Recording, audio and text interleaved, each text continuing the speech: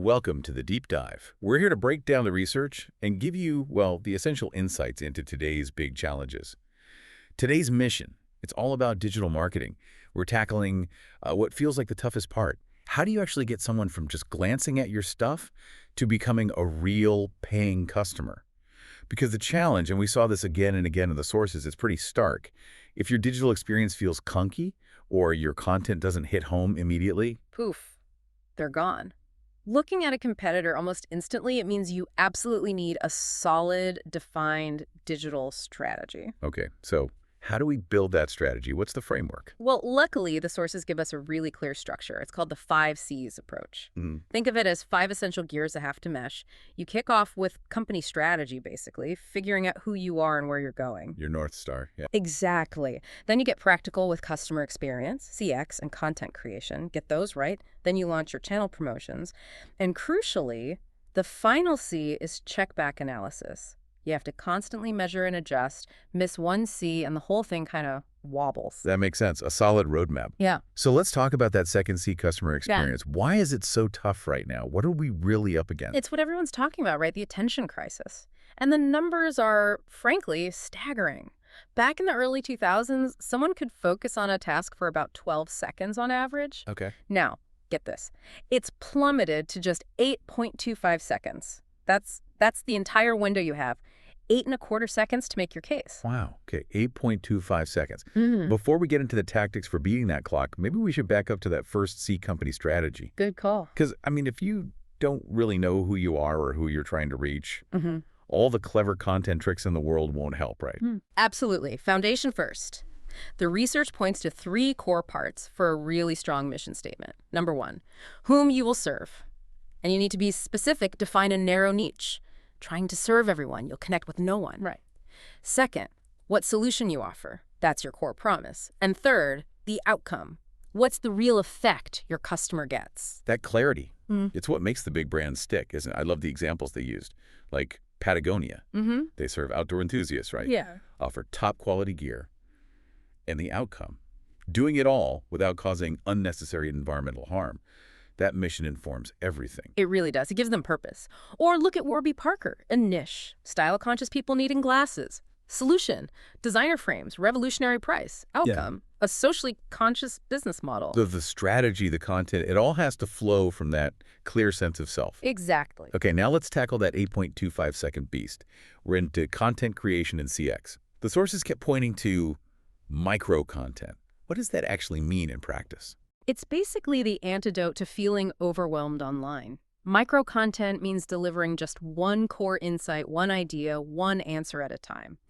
So forget those massive scrolling infographics. Think mini graphics, just one key data point, or really short, focused how-to articles, or simple FAQs that answer one specific question. Brevity and focus. And this shift forces us to rethink how we measure success, doesn't it? Just counting clicks feels, well, kind of old school and flawed now. It really is. A click doesn't mean they actually read anything or engaged. It's why we're seeing this rise of the attention web idea. Measuring actual time spent. Precisely. Selling ads or judging success based on measured attention, not just a click. And this pushes marketers to figure out what really triggers that attention in the first place. The sources call these attention triggers. Okay, I'm intrigued. There were 4 types listed. Yep, 4 main ones. Wow. First is framing. That's where you challenge how the audience sees the world. You know, like everything you thought about topic X is wrong. Grabs attention. Second, disruption. Busting a common myth or just completely upsetting expectations. Third, mystery. Humans are wired to stick around for an answer. Pose a question, create intrigue. And the last one, reward. Reward, exactly. But think beyond just discounts. It's about tapping into that desire for value, maybe offering early access to something new or exclusive content.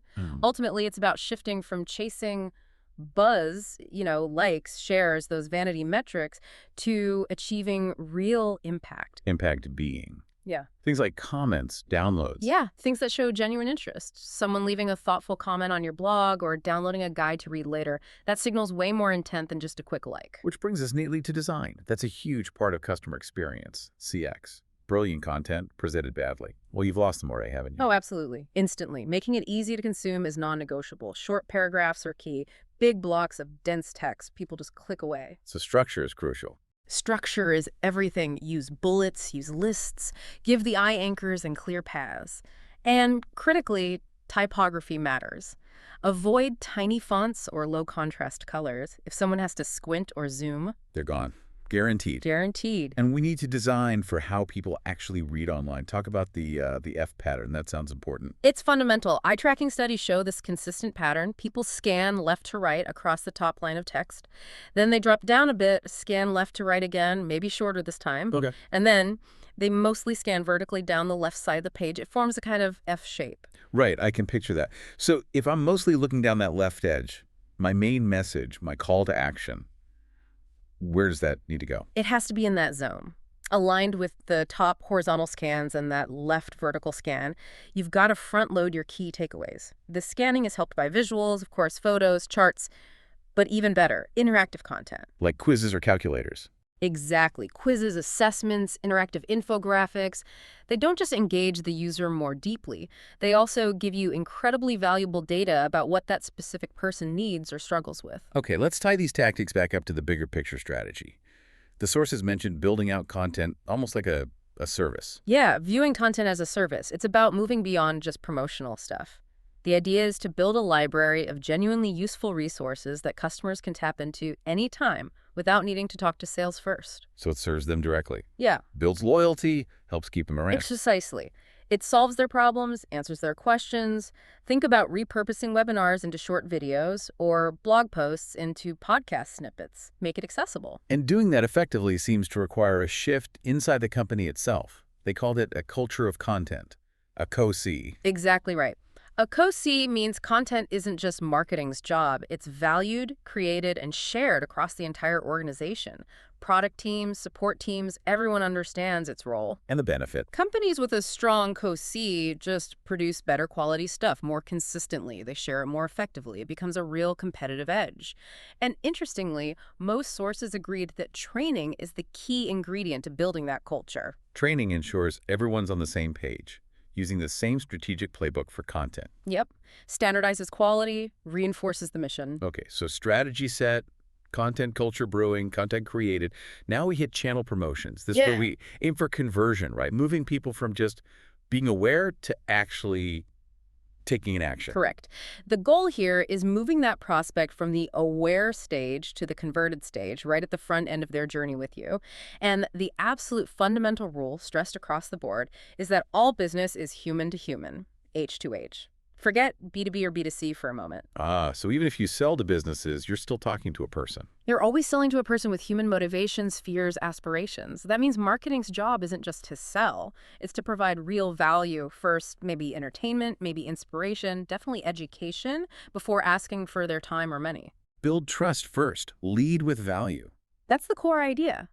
And the mechanism for this is the entry point offer, or EPO. Okay, EPOs. The research broke these down into two types. That's right. First, you have ungated offers. Think free blog posts, useful videos, maybe a podcast episode like this one. No sign up needed. You're just giving value, building goodwill through education or inspiration. Pure value exchange. Pure value. Then you have gated offers.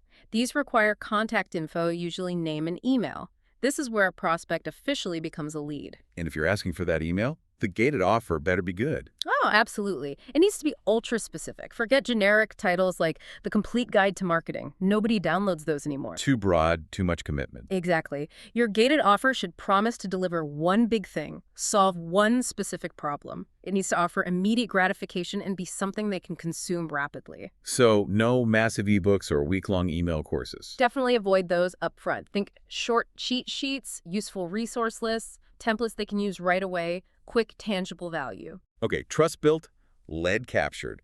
What's the next step towards an actual sale? The sources talked about deep discount offers. Yes, this is the pivot point. The deep discount offer is designed to be almost irresistible. It's a low-ticket item, often $20 or less. $20 or less? That seems really low. It is, because the goal here isn't immediate profit. The objective is purely to change the relationship, to turn that lead into a paying customer, getting them over that psychological hurdle of making a first purchase with you. Breaking the ice, financially speaking. Precisely. And crucially, the best deep discount offers do one more thing. They lead the customer to a little victory. A little victory, what's that? It's a quick, tangible win they get from using that low-cost offer. Maybe it's a template that saves them an hour of work immediately, or a short guide that helps them solve one nagging problem fast. So they feel successful right away. Exactly. It builds their confidence. It helps them overcome that nagging self-doubt. Can I really achieve the big result this company promises? That little win makes them believe and sets them up beautifully for your core higher-priced offers later. Okay, that makes a lot of sense. So we've got the strategy, the content, the conversion path. Now, the final C, check-back analysis.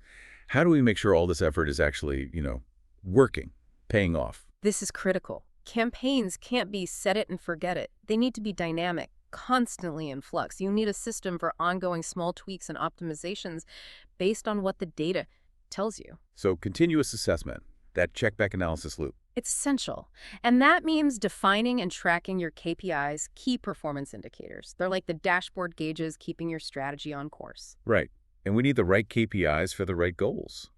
The sources gave some good examples, linking metrics to typical objectives. Yeah, they did. For instance, if your main goal is just brand awareness, you'd look at metrics like social shares, maybe email forwards, or people spreading your message. Makes sense. What about generating leads? For lead generation, it's more direct. Blog signups, contact form completions, downloads of those gated offers we talked about. And engagement. How do we measure if people are actually sticking around? There you look at things like page depth. How many different pages does someone view in a session? And of course, time on site or time on page. Are they actually consuming the content? Okay, and the big one, sales revenue. Attributing actual sales back to specific content seems tricky. It is tricky, but it's arguably the most important. You need to track revenue influenced by content. This often requires multi-touch attribution tools. It helps you see which pieces of content someone consumed before they made a purchase. Was it that blog post, that webinar? You can see what's actually moving the needle towards a sale. Exactly. And then you optimize relentlessly. Use split testing, A/B testing on headlines, calls to action, page layouts. Make sure your page speed is lightning fast. It's all about constant refinement based on data to maximize that ROI. Wow. Okay, this has been incredibly thorough. We've gone from that daunting 8.25-second attention span through crafting specific content, nailing the conversion with that little victory, all the way to measuring the impact. It really drives home that a good digital strategy isn't just about getting that first sale. It's about building loyalty, keeping customers engaged, managing your reputation long-term. That's absolutely right. And if we zoom out even further, the deepest level of customer connection isn't just loyalty, it's creating a product habit. A habit? You mean getting people to use your product automatically? Precisely. When using your product becomes an ingrained habit, the relationship changes fundamentally. The user doesn't consciously decide to use it each time. It becomes part of their routine, like checking email or scrolling social media. Okay, so how does that work? How do you build a habit? The sources had a model for this based on behavioral science. Yeah, it's a well-established loop. It starts with a trigger, and this is the cue. It could be external, like getting an email notification, or internal, like feeling bored or wanting social connection. The itch. The itch, exactly. Next comes the action logging in, opening the app, using the product. Scratching the itch. Right. Then comes the crucial part, the variable reward. This is key. You don't get a fantastic reward every time you take the action. Sometimes you find something amazing, sometimes it's just okay. Ah, like a slot machine. That unpredictability keeps you hooked. That's the mechanism. That variability makes it incredibly compelling. And finally, there's investment. This is where the user puts something into the product. Like personalizing a profile, saving items, following people. Exactly. Customizing settings, uploading content, building connections. Each little investment makes the product more valuable to you and makes it harder psychologically to switch away later. You've put work in. Okay, that loop trigger, action, variable reward, investment makes a lot of sense for sticky products. It really does. So here's the final thought, the provocative question for you listening. If you know about a habit your target customer already has, Like checking their phone during their commute, or browsing recipes after dinner. any existing routine, how could you cleverly design your product or your communication to piggyback onto that established habit? Can your product become the natural next step in a routine they already perform? Finding that connection point. That's the ultimate key. Mhm. If you can integrate into an existing habit, you're not fighting for attention anymore. You're becoming part of their life. That's the path to truly enduring digital growth.